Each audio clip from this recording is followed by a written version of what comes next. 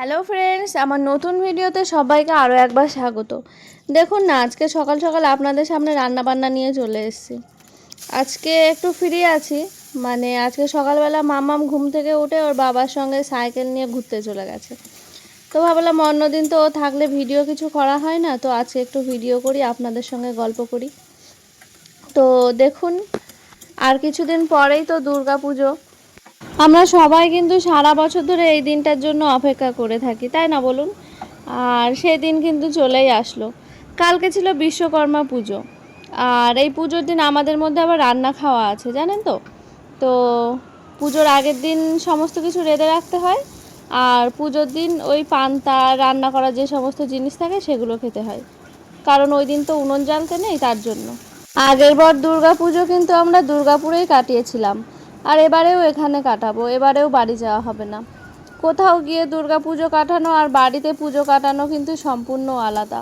বাড়িতে আমরা গ্রামে কত রকম ঠাকুর আনতে যাওয়া বা এই সমস্ত কিছু করে থাকি, এখানে কিন্তু তেমন কিছু হয় না, মানে যাওয়া হয় না আর কি, ইচ্ছা লাগে না। আমাদের এখানে দুর্গা পুজোয় এবার কিন্তু 500 টাকা করে চাঁদা চেয়েছে। আগের বছর 400 টাকা ছিল, আর এবার 500 টাকা, ওই 100 টাকা বেড়েছে আর কি। আপনাদের কেমন কি চাঁদা ধরে জানাবেন। আর কালী পুজোর সময় একটু বেশি চাঁদা ধরে, কারণ কালী পুজোর দিন যে চাঁদাটা নেয় সেটা পরে একদিন খাইয়ে দেয়, মানে ছোটোখাটো প্যান্ডেল করে ক্লাবে একদিন খাইয়ে দেয়। তো কোয়ার্টারে যে কজন মেম্বার আছে তাদের টিকিটের ব্যবস্থা করা হয়, আর একদিন সময় সুযোগ করে দিন বুঝে খাইয়ে দেয়। তো তার জন্য চাঁদাটাও একটু বেশি নেয়। আর দুর্গা পুজোতে প্রত্যেক কোয়ার্টারে গিয়ে খিচুড়ি প্রসাদ দিয়ে আসে। আমাদের এখানে কিন্তু প্রত্যেক রোটারিতে একটা করে পুজো হয়, জানেন তো? মানে প্রায় ধরুন 50-60টা বা 100টা মতন কোয়ার্টার নিয়ে একটা রোটারি হলো, আর সেখানে একটা করে পুজো হলো। তো এরকম প্রচুর পুজো হয়। তো আগেরবার কিন্তু বাড়ি থেকে আমাদের অনেকে এসেছিল, সারা রাত ধরে ঠাকুর দেখেও কিন্তু বড় বড় যে পুজোগুলো হয় সেগুলো কমপ্লিট করতে পারিনি।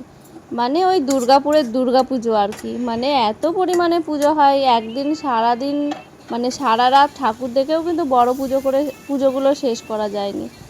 আর ছোটোখাটো বা টাউনশিপের পুজোগুলো তো বাদই দিন। সারাদিন এই পুজোর মধ্যে কিন্তু হই হুল্লোড় করে আমাদের কিন্তু ভালোই কেটে যায়। আর এই দেখুন না, আপনাদের সঙ্গে গল্প করতে করতে আমার মাশরুমটাও হয়ে গেল, একটু নরম হয়ে গেল, আর এইদিকে আলুটা ঢেলে দিলাম। প্রায় রান্না হয়েই গেছে।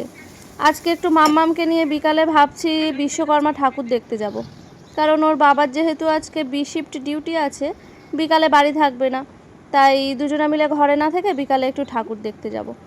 তা ও বলে গেছিলো যে ওদের মেনটেনেন্সে যেখানে ঠাকুর পুজো হয়েছে সেখানে একটু ঘুরে আসতে। তো আমি আর মামাম গেছিলাম হাঁটতে হাঁটতে, দেখুন কত সুন্দর পুজো হয়েছে। আমার মতন অনেকেই কিন্তু গেছিলো এখানে ঠাকুর দেখতে, তবুও ভিড় বেশি ছিল না যেহেতু পুজোর পরের দিন। আম্মামও কিন্তু খুব খুশি হয়েছিল, কারণ ঘরের মধ্যে বসে না থেকে একটু বিকালে বেড়ানোও হলো, ঠাকুরও দেখা হলো।